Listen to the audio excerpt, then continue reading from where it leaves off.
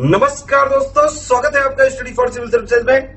Free video के लिए channel को तुरंत सब्सक्राइब कर लीजिए और नोटिफिकेशन को जरूर ऑन कर लेना। हमारा फ्री वाला टेलीग्राम ये वाला ग्रुप जरूर से जरूर ज्वाइन कर लीजिएगा। Hello everyone, welcome to study for civil services. मैं हूं भरत सैनी और आज के इस वीडियो में हम बात करेंगे टेस्ट 16 के बारे में। जो अब तक हमने ईपीएफओ 2020 के लिए 15 टेस्ट सीरीज जो है वो डिस्कस कर ली है। अब हमारा होगा 16th टेस्ट जो है वो यहाँ पे, और आपके लिए ये सारे टेस्ट जो है वो बाइलिंगुअल लाए गए हैं। तो चलिए शुरू करते हैं। बट बिफोर वी बिगिन, मैं आपको बता दूं कि हमारे स्टडी फॉर सिविल सर्विसेज के आपको पेड ग्रुप मिलेंगे जहां पे आप यूपीएससी या फिर किसी भी स्टेट पीसीएस की प्रिपरेशन कर सकते हैं। And for more information you can contact over here. इसके अलावा आप स्टडी फॉर सिविल सर्विसेज के फ्री टेलीग्राम ग्रुप को ज्वाइन कर लिए ताकि आपको सारा जो कंटेंट फ्री दिया जाता है उसका नोटिफिकेशन मिलता रहे। Now the first question is कि यहाँ पे आपको पहला क्वेश्चन पूछा गया है about the constitutional amendment bill, संवैधानिक संशोधन विधेयक के बारे में। संविधान के अंदर जो संशोधन होता है उस बिल के बारे में पूछा गया है। तो पहला स्टेटमेंट यहाँ पे दिया गया है that it is concerned with the amendment of the provisions of the constitution. तो संविधान के जो प्रावधान है उनके अंदर जो संशोधन होते हैं उनसे संबंधित है ये विधेयक। तो ये बात यहाँ पे सही है। Then second statement is it can't be introduced in the state legislatures. It means आपका जो ये संविधान संशोधन का जो विधेयक है ये किसी भी राज्य विधानसभा के अंदर पेश नहीं किया जा सकता। तो यहाँ पे ये स्टेटमेंट भी करेक्ट है। Then third one is it doesn't require prior permission of the president. तो ये बात भी सही है कि आपको प्रेसिडेंट या राष्ट्रपति की जो पहले अनुमति लेनी होती है उसकी आवश्यकता यहाँ पे नहीं होती है। तो यहाँ पे स्टेटमेंट नंबर 1, 2 और 3 तीनों जो है वो सही है। तो इसका सही उत्तर होगा बी। उसके बाद अब हम चलेंगे टुवर्ड्स दी नेक्स्ट क्वेश्चन। तो नेक्स्ट क्वेश्चन आता है दैट भारत में मौलिक कर्तव्य जो है, हमारे फंडामेंटल ड्यूटीज जो हैं उनके बारे में कौन सा कथन यहाँ पे आपको सही मिलता है। तो पहला यहाँ पे दिया गया है कि मौलिक कर्तव्य जो है उनको 1976 में संविधान के 42वें संविधान संशोधन अधिनियम द्वारा जोड़ा गया था या फिर 1973 में। तो यहाँ पे जो इसका सही उत्तर होगा वो ये कि इसको जोड़ा कब गया था, इसको जोड़ा गया था 1976 के अंदर। अब उसके बाद ये अगर पहला यहाँ पे सही है तो सेकंड स्टेटमेंट यहाँ पे रॉन्ग है। Then third one is they warn citizens against anti national and anti social activities. तो जो हमारे सिटीजन्स हैं उनको भी ये उनकी जिम्मेदारी बनती है कि वो एंटी नेशनल या फिर एंटी सोशल एक्टिविटीज जो है उनसे दूर रहें। इस प्रकार से फंडामेंटल ड्यूटीज को जो है वो डिफाइन किया गया है। तो then third statement is also correct. And fourth is to creating and promoting culture also strengthen and hence of the legislature and enforcing these duties via the fundamental rights। तो हमारी संस्कृति को मजबूत करने के लिए और उसको बढ़ावा देने के लिए मौलिक कर्तव्यों को जो है वो बनाया गया है। तो यहाँ पे स्टेटमेंट नंबर 4 भी यहाँ पे करेक्ट है। तो आपका 1, 3 और 4 जो है वो यहाँ पे करेक्ट है। तो इसका सही उत्तर होगा ए। उसके बाद नेक्स्ट क्वेश्चन आता है अबाउट दी कूका विद्रोह। तो पहला स्टेटमेंट यहाँ पे दिया गया अबाउट दिस रिवोल्ट दैट कि ये जो शुरुआत किया गया था या फिर इस कूका रिवोल्ट के अंदर किस प्रकार से विरोध किया गया था, बहिष्कार किया गया था। तो इसके अंदर सफेद हाथों से बुने हुए कपड़े और ब्रिटिश शिक्षा उत्पाद और उनके कानूनों का बहिष्कार किया गया था। इस प्रकार का जो विद्रोह था उसको हम जानते हैं 1871 का कूका विद्रोह। इसके अलावा 1872 के अंदर इसी विद्रोह से जुड़े हुए राम सिंह जी को पकड़ लिया गया था और रंगून में निर्वासित कर दिया गया और उससे संबंधित 65 जो रिवोल्ट करने वाले लोग थे उनको अंग्रेजों ने तोपों से उड़ा दिया था। तो यहाँ पे स्टेटमेंट नंबर 1 और 4 जो है वो करेक्ट है अबाउट दी कूका विद्रोह। तो यहाँ पे इस प्रश्न का सही उत्तर होगा डी। उसके बाद नेक्स्ट क्वेश्चन आता है अबाउट दी किसान विद्रोह या फिर आप कह लीजिए पीसेंट रिवोल्ट के बारे में। तो पहला स्टेटमेंट दिया गया है कि उसका कारण क्या था। तो किसानों को उनकी भूमि से बेदखल कर दिया गया था। उनकी जो जमीन थी, उनके जो लैंड्स थे, उनको छीन लिया गया और उनसे उनको बेदखल कर दिया गया था। तो इसका ये एक रीजन था किसान विद्रोह का। देन सेकेंड वन इज, किसानों के पारंपरिक हस्तशिल्प जो थे वो बर्बाद हो गए थे, क्योंकि उनकी जगह जो थी वो छीन ली गई थी। उनको किसी प्रकार के राइट्स जो थे वो वहां पे नहीं थे। इसी के चलते हुए उनका जो हस्तशिल्प का काम था वो खत्म हो चुका था। Then fourth statement is colonial economic policies. तो औपनिवेशीकरण कर दिया गया था और उसी प्रकार की आर्थिक नीतियां जो है वो यहाँ पे लाई गई थी। हमारे देश से जो रॉ मटेरियल्स था उसको यहाँ से ले जाके बाहर इसको पूरे मटेरियल या फिर आप कह लीजिए प्रोडक्ट में कन्वर्ट किया जाता था और वापस से हमारी ही जनता को, हमारे ही देश के लोगों को एक आप ये कह लीजिए बाजार के रूप में यूज किया जाता था, एज इन मार्केट यूज किया जाता था। इस प्रकार से उपनिवेश कर दिया गया था और उसी प्रकार की आर्थिक नीतियों को भारत के अंदर लागू किया गया, जिसकी वजह से किसान विद्रोह जो थे वो हुए थे। तो यहाँ पे स्टेटमेंट नंबर 1, 2 और 4 जो है वो करेक्ट है। तो इसका सही उत्तर है सी। उसके बाद हम चलते हैं नेक्स्ट क्वेश्चन की तरफ। तो नेक्स्ट क्वेश्चन जो है वो है अबाउट द आर्किमिडीज प्रिंसिपल। देखिए आर्किमिडीज जो सिद्धांत थे विज्ञान से संबंधित, तो यहाँ पे पहला सिद्धांत ये है कि अगर आपके पास पूरा लिक्विड जो है वो आपके पास भरा हुआ है, आपके पास उसके अंदर एक बॉडी है, एक किसी भी प्रकार का आपका ऑब्जेक्ट है जो इसके अंदर रखा हुआ है, तो उस ऑब्जेक्ट के ऊपर जितना उसके पास गुरुत्वाकर्षण या फिर उसके नीचे या उसके भार के बराबर जो बल लग रहा है, उसको अगर जलमग्न नहीं होना है या फिर आंशिक रूप से ही जलमग्न होगा, तो उस वक्त उसके ऊपर ऊर्ध्वगामी बल भी लगेगा, जिसकी वजह से उसका संतुलन बना रहेगा। तो ये था आर्किमिडीज का सिद्धांत। और अगर उसका भार जो है वो अगर ज्यादा हो जाता है किससे, ऊर्ध्वगामी बल से, तो वो यहाँ पे डूब जाता है। तो इस प्रकार का सिद्धांत जो था वो था आर्किमिडीज का। तो यहाँ पे स्टेटमेंट नंबर 1 जो है वह करेक्ट है। उसके बाद स्टेटमेंट नंबर 3 वो देखिए, इट अलाउज, ये अलाउ करता है किस चीज के लिए, किस प्रकार के सिद्धांत के लिए अनुमति देता है कि किसी भी तैरने वाली वस्तु की उछाल को आंशिक रूप से या पूरी तरह से एक तरल पदार्थ में डूब जाने की गणना करने की।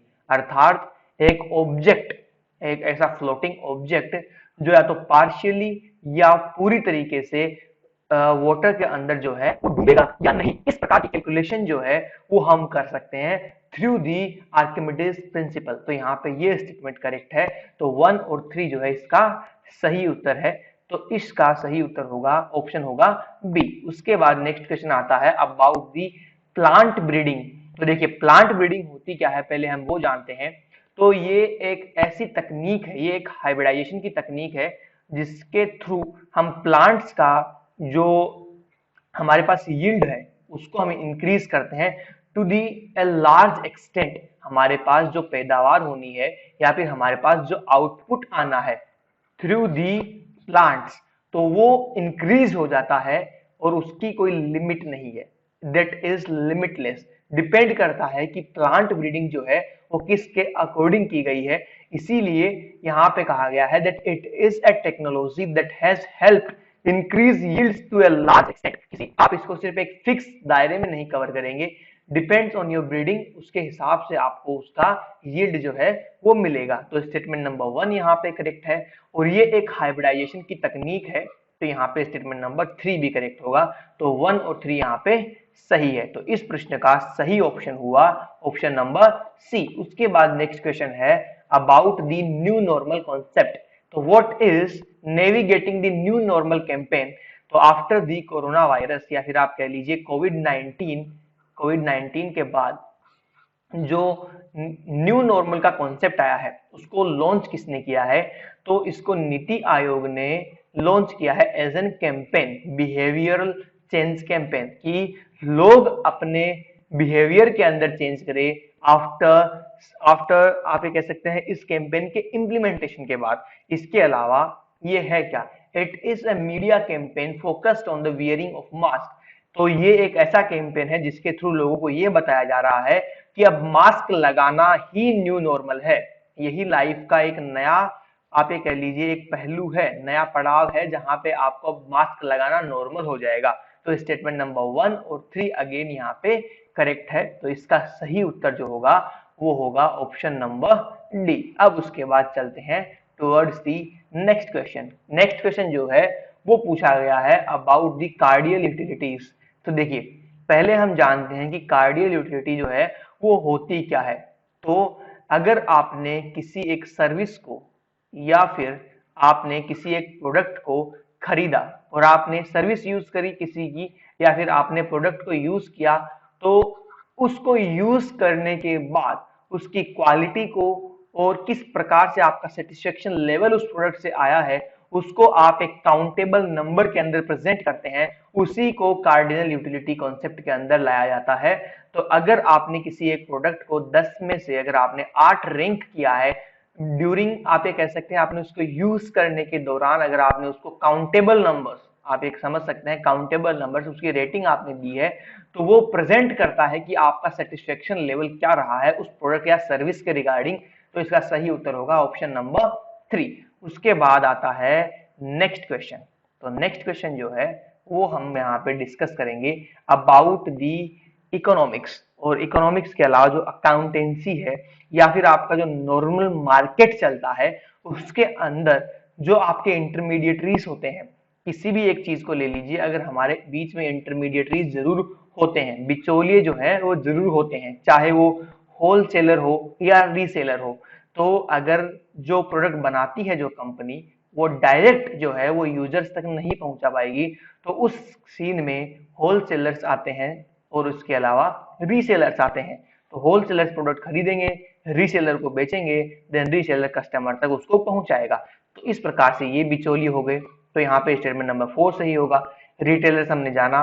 इसके अलावा डिस्ट्रीब्यूटर्स, देखिए डिस्ट्रीब्यूटर्स कौन से होते हैं, जो प्रोडक्ट को डिस्ट्रीब्यूट करने का काम रखते हैं। तो यहाँ पे प्रोडक्ट बेचने वाला है, यहाँ पे चाहे होलसेलर्स ही क्यों ना हो, उन सब होलसेलर्स तक डिस्ट्रीब्यूट करने वाला जो है वो डिस्ट्रीब्यूटर होगा। अगेन वो भी एक बिचौलिया है या इंटरमीडिएटरी है। तो यहाँ पे स्टेटमेंट नंबर 2 भी सही होगा, 3 भी सही होगा, 4 भी सही होगा। And finally first number is brokers and agent. तो यहाँ पे अब आप देखिए कि अगर नॉर्मल भाषा में अगर हम समझे, तो अगर आपके पास कोई एक फ्लैट है, उसको अगर आपको रेंट पे देना है, तो मालिक के पास अगर इतना टाइम नहीं है कि वो टेनेंट्स को ढूंढ पाए, तो उस सीन में वो ब्रोकर्स या एजेंट्स के थ्रू जाके ये सारा काम करता है। तो अगेन फिर से ये इंटरमीडिएटरी हो जाते हैं। तो यहाँ पे चारों के चारों जो ऑप्शन दिए गए हैं वो सभी इंटरमीडिएटरी के ऑप्शन है। तो इसका सही उत्तर होगा डी 1, 2, 3 एंड 4। उसके बाद नेक्स्ट क्वेश्चन आता है about the small farmers agri business के बारे में। तो जो छोटे किसान है उनका कृषि व्यवसाय संघ जो होता है उसके बारे में हमें यहाँ पे बात करनी है। तो पहला स्टेटमेंट यहाँ पे दिया गया है that it is an exclusive society focused on increasing incomes of small and marginal farmers through aggregation and development of agri business. तो जो एग्री बिजनेस है उसके डेवलपमेंट को लेकर ये जो सोसाइटी है इसको बनाया गया है। और जो किसान है, जो जिनकी खेती जो है वो छोटे रूप में है या मार्जिनल किसान जिन्हें हम कहते हैं, अगर वो है तो उनको किस प्रकार से डेवलप किया जाए, उनकी खेती को किस प्रकार से डेवलप किया जाए, उनकी जो इनकम है उनको कैसे बढ़ाया जाए, उस पर फोकस करने वाली ये एक सोसाइटी है। तो ये स्टेटमेंट यहाँ पे सही है। Then second one is farmers product organisation. तो यहाँ पे एफपीओ जो है उसकी स्कीम जो है वो इंप्लीमेंट की जाती है बाय दी एसएफएसी। तो ये यहाँ पे स्टेटमेंट नंबर सही है। Then the third one is SFAC was established in 1994 under Socialist Registration Act 1860 as an autonomous body promoted by the Ministry of Agriculture and Farmers Welfare। तो ये societies के registration act के तहत इसको register किया गया था। तो ये स्टेटमेंट यहाँ पे सही है। और ये किसके द्वारा किया गया था ये याद रखिएगा, by the ministry of agriculture and farmers welfare. तो स्टेटमेंट नंबर 1, 2, 3 यहाँ पे सही है। तो इसका सही उत्तर जो होगा वो होगा डी। उसके बाद नेक्स्ट क्वेश्चन आता है about the scheme is to provide. हमें यहाँ पे पूछा गया है कि यहाँ पे ऐसी कौन सी स्कीम है जो प्रोवाइड करती है एक opportunity for women entrepreneurs to leverage technology for showcasing products made या मैन्युफैक्चर्ड या सोल्ड बाय देम। तो ऐसा ही एक क्वेश्चन हमने पहले भी किसी एक टेस्ट के अंदर डिस्कस किया था। तो वो एक ऐसा प्लेटफॉर्म जहां पे हम महिलाओं को उनके द्वारा बनाए गए प्रोडक्ट्स को बेचने के लिए एक प्लेटफॉर्म प्रोवाइड करवाते हैं, उनको वुमेन एंटरप्रेन्योरशिप के लिए मोटिवेट करते हैं, तो वो प्लेटफॉर्म है यहाँ पे महिला ई हार्ट। तो डी इसका सही उत्तर है। उसके बाद हम चलते हैं नेक्स्ट क्वेश्चन की तरफ। तो नेक्स्ट क्वेश्चन जो है वो आता है अबाउट दी आत्मनिर्भर भारत अभियान के बारे में। तो देखिए आत्मनिर्भर भारत अभियान जो है उसके अंदर हमारा जो बिजनेसेस हैं जिनको कोविड-19 के द्वारा बहुत ज्यादा लॉस हुआ है, उनको हमें वापस से खड़ा करना है। हमारे जो जो लोग मार्जिनल एक्टिविटीज पे डिपेंड्स हैं, चाहे वो किसान हो, चाहे जो दिहाड़ी मजदूर हो, हर एक प्रकार का काम जो चाहे लेबर के अंडर आता हो, चाहे हमारे देश के अंदर लिक्विडिटी की कमी हो, या फिर हमारे जो अब नियम और कानून है उन सबको रिलैक्स करना हो, चाहे लैंड से रिलेटेड बात हो, हर एक चीज को एम्फेसाइज किया गया था इन दिस आत्मनिर्भर भारत अभियान। हमें भारत को आत्मनिर्भर बनाना है, अर्थात हमें हमारे लेबर्स को आत्मनिर्भर बनाना है, हमें हमारा जो देश के अंदर प्रोडक्ट्स बनाने हैं उनको अब आत्मनिर्भर, उन कंपनियों को आत्मनिर्भर बनाना है, हमें खुद को आत्मनिर्भर बनना है। इस प्रकार का ये जो है यहाँ पे अभियान जो है वो चलाया गया था। तो स्टेटमेंट नंबर 1 जो है इसका करेक्ट है। तो यहाँ पे सही उत्तर हुआ स्टेटमेंट नंबर 1। तो अब चलते हैं नेक्स्ट क्वेश्चन पे, और नेक्स्ट क्वेश्चन है अबाउट दी प्रधानमंत्री श्रम योगी मानधन योजना। तो देखिए ये तो हमने पहले भी डिस्कस किया हुआ है कि प्रधानमंत्री जो ये श्रम योगी मानधन योजना है, इसके अंदर 18 वर्ष से लेकर 40 वर्ष तक के जो अनऑर्गेनाइज्ड सेक्टर के जो वर्कर्स हैं उनके लिए ये योजना जो है वो लाई गई है, जिनकी मंथली इनकम जो है वो 15,000 रुपए या 15,000 रुपए से कम होती है। तो इसका सही उत्तर होगा 1 एंड 3। तो यहाँ पे सही उत्तर होगा बी। उसके बाद नेक्स्ट क्वेश्चन है about the collective bargaining in India. Bharat में कलेक्टिव बार्गेनिंग जो है वो क्या होती है। पहले तो हम ये जानेंगे कलेक्टिव बार्गेनिंग एक्चुअली होती क्या है। तो देखिए यहाँ पे देखिए ये जो कलेक्टिव बार्गेनिंग होती है इसके अंदर आपको समझौते मिलते हैं। किसके बीच में? वो समझौते मिलेंगे आपको ट्रेड यूनियन के बीच में और एम्प्लॉयर के बीच में। और उन समझौते के अंदर, या फिर आप कह सकते हैं वो जो समझौता होता है उसमें इस हिसाब से बात करी जाती है कि जो उचित मांग होगी उसको मंजूर किया जाएगा बाय दी हायर अथॉरिटीज और उनको स्वीकार किया जाएगा। और वो जो प्रावधान बनेंगे वो किसके अकॉर्डिंग बनेंगे? आईडी एक्ट के अंडर। तो यहाँ पे ये दो स्टेटमेंट सही है कि कलेक्टिव बार्गेनिंग के थ्रू एक ऐसा समझौता किया जाता है between the employer and trade union, जहां पे ये बात होती है कि जो प्रोविजंस अब होंगे वो आईडी एक्ट के थ्रू होंगे या उसके अकॉर्डिंग होंगे, और जो भी रीजनेबल डिमांड्स होंगी उनको माना जाएगा बाय द हायर मैनेजमेंट। तो ये है कलेक्टिव बार्गेनिंग इन इंडिया। तो यहाँ पे इसका सही उत्तर होगा 2 एंड 3। तो बी इसका सही उत्तर हुआ। उसके बाद चलते हैं नेक्स्ट क्वेश्चन। तो नेक्स्ट क्वेश्चन जो आता है वो यहाँ पे आपको मिलेगा what are the objectives of the payment of wages act. तो मजदूरी भुगतान अधिनियम जो है उसके बारे में हमें कौन सा जो स्टेटमेंट है वो यहाँ पे सही मिलता है, कौन से जो ऑब्जेक्टिव्स हैं वो उसके यहाँ पे सही है। तो पहला स्टेटमेंट यहाँ पे दिया गया है that to prevent unauthorised deductions and arbitrary fines from the wages. तो अगर किसी एक लेबर को उसके जो वेजेस मिल रहे हैं उन वेजेस के अंदर किसी भी तरीके से कोई अनऑथराइज्ड डिटेक्शन ना हो जाए, उस प्रकार का एक्ट यहाँ पे लाया गया है। अगर आपके यहाँ आपकी इंडस्ट्री के अंदर कोई एक लेबर काम करता है और उसको आप 500 रुपीज आप उसको पर डे अगर दे रहे हैं, तो उसके इस वेज के अंदर आप कोई ऐसा डिडक्शन ना करें जो उसकी इनकम को हार्म करे एक्चुअली। इसीलिए इस अधिनियम को बनाया गया है। तो यहाँ पे स्टेटमेंट नंबर 1 करेक्ट है।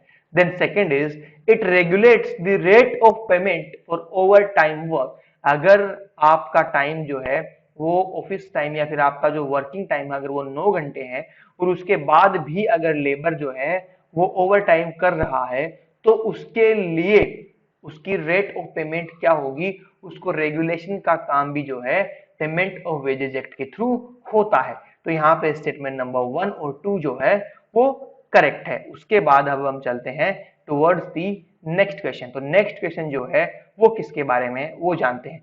तो यहाँ पे पूछा गया है that which of the following statements are correct about Maharashtra recognition of trade unions and prevention of unfair labor laws practices act 1971।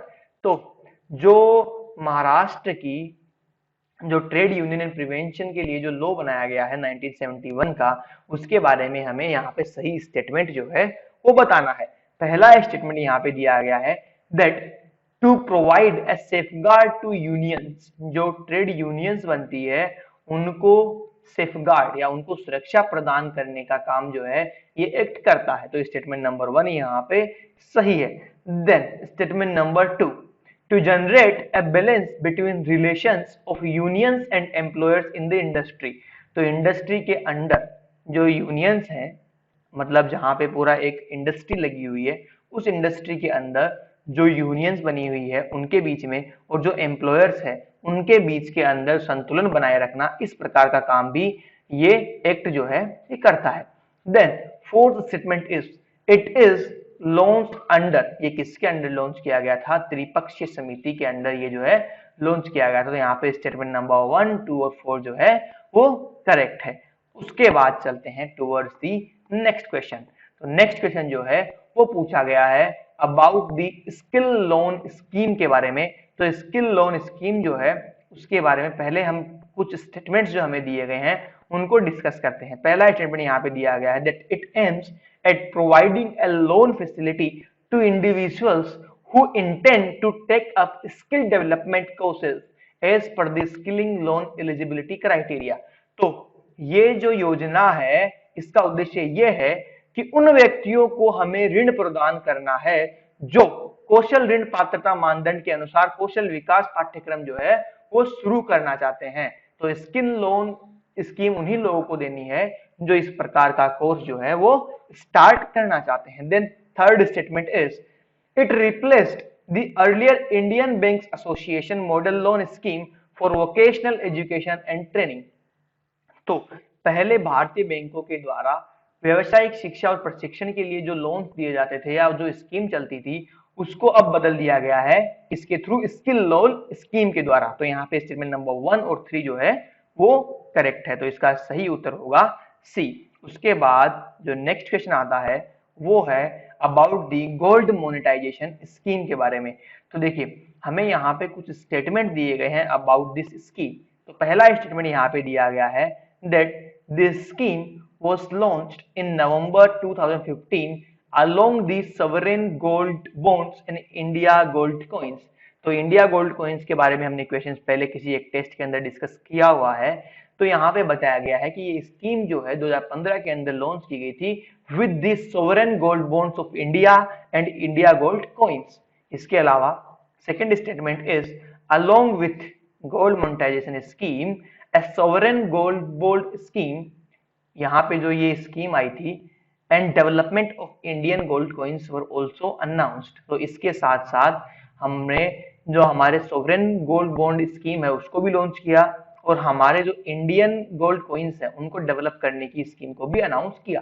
तो ये स्टेटमेंट नंबर 2 भी यहाँ पे जो है करेक्ट है। तो यहाँ पे 1 और 2 तो जो है वो यहाँ पे सही है। उसके बाद अब चलते हैं थर्ड और फोर्थ स्टेटमेंट की तरफ। तो देखिए थर्ड और फोर्थ के अंदर जो थर्ड स्टेटमेंट है उसमें बताया है that it is to mobilise the gold held by households and institutions in the country to put this gold into productive use। तो हमारे देश के अंदर महिलाओं के पास या फिर जो कुछ ऐसे संस्थान है जहां पे सोना पड़ा हुआ है तो उस सोने का प्रोडक्टिव यूज करने के लिए, उस गोल्ड का प्रोडक्टिव यूज करने के लिए स्कीम जो है लाई गई थी जिसके तहत ये गोल्ड जो है ये आप सरकार को दे सकते हैं और सरकार इसका कुछ प्रोडक्टिव यूज करने वाली थी। तो यहाँ पे स्टेटमेंट नंबर 1, 2 और 3 जो है वो करेक्ट है। उसके बाद चलते हैं नेक्स्ट क्वेश्चन की तरफ। तो नेक्स्ट क्वेश्चन जो है यहाँ पे पूछा गया है अबाउट द इंग्लिश। तो पहला यहाँ पे पूछा गया है put this medical cream on your finger and rub it, it will inhibit the infections attempt to spread. What does inhibit mean? तो देखिए इनहेबिटेंट का आपने कई बार नाम सुना होगा कि ये यहाँ का इनहेबिटेंट रहने वाला है, live in a specific area, but यहाँ पे इनहेबिट जो है वो एक अलग मीनिंग में यूज हुआ है। यहाँ पे हुआ है कि जो आपका इन्फेक्शन है उसको स्लो करेगा या उसको ब्लॉक करेगा, क्या ये क्रीम जो है ये, तो यहाँ पे स्टेटमेंट इसका सही उत्तर होगा ए, ब्लॉक और स्लो डाउन। उसके बाद नेक्स्ट क्वेश्चन है that is his ideology and thoughts speak of him. It means उसके जो विचार और उसकी जो आइडियोलॉजी है वही उसके बारे में बहुत कुछ बता देती है। दैट इज ट्रू, तो यहाँ पे स्टेटमेंट सही होगा बी। तो हमने यहाँ पे जाने हर एक तरीके से हमने ईपीएफओ के अंदर जो सिलेबस है उसको कवर करने की ट्राई किया है। तो इस टेस्ट के बारे में अब हमें ये बताइए कि आपके कितने क्वेश्चंस यहाँ पे सही हुए हैं, कितने गलत हुए हैं। And thanks for watching this video. Please do like this video, share this video and subscribe our channel. Thank you. Bye bye.